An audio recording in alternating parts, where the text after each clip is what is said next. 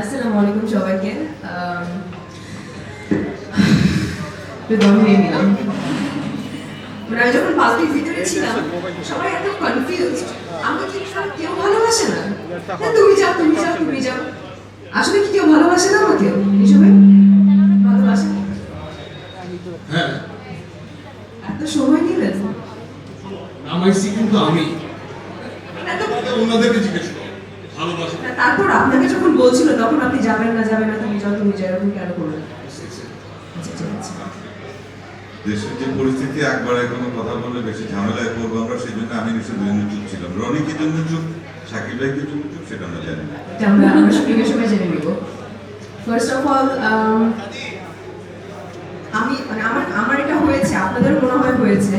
আমরা যখন কোনো পরীক্ষার হলে অঙ্ক করি কিংবা ম্যাথ করি, অনেক সুন্দর করে আমরা লিখি এ স্কোয়ার বি স্কোয়ার, অনেক সুন্দর করে পুরো পাতাটা ভরে রাখি।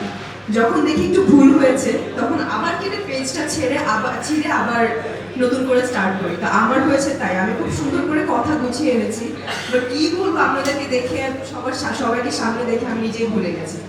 বাট এটাই বলবো, thank you so much Chorki SBF আলফাই, শারিয়া শাকিল ভাই এবং রেদওয়ান রনি ভাইকে, যে আমাকে এত ভারী একটা ক্যারেক্টার আমাকে সিলেক্ট করেছে।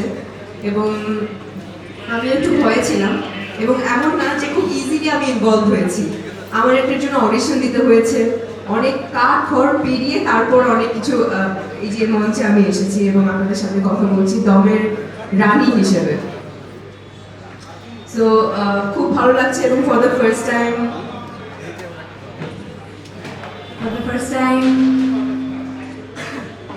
একটু রোমান্টিক হিসেবে তাকালাম, আপনি কিছু বোঝেন।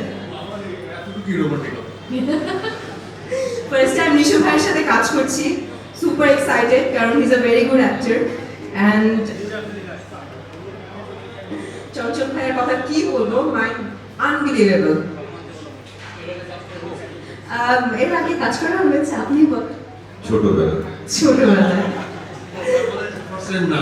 কার ছোটবেলায়?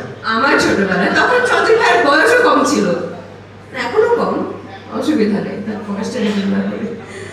থ্যাংক ইউ সো মাচ সবাইকে, আবার অনেক অনেক ধন্যবাদ আপনাদের সবাইকে যে আমাকে সিলেক্ট করেছেন এবং এত বড় একটা দায়িত্ব দিয়েছে। আমি চেষ্টা করবো না, আমি হোপফুল যে আমি আপনাদের আশা কিংবা যে আশাটা আমার উপরে রেখেছি সেটা রাখতে পারবো, এবং আপনাদের দোয়া তো অবশ্যই লাগবে, তাছাড়া আমি একদমই আমার নতুন যে জার্নিটা আমি শুরু করতে পারবো না। আশা করছি দোয়া করবেন এবং সেই ভরসাটা রাখবেন আমার উপরে। Thank you so much. আমি কিন্তু ছাড়ছি না।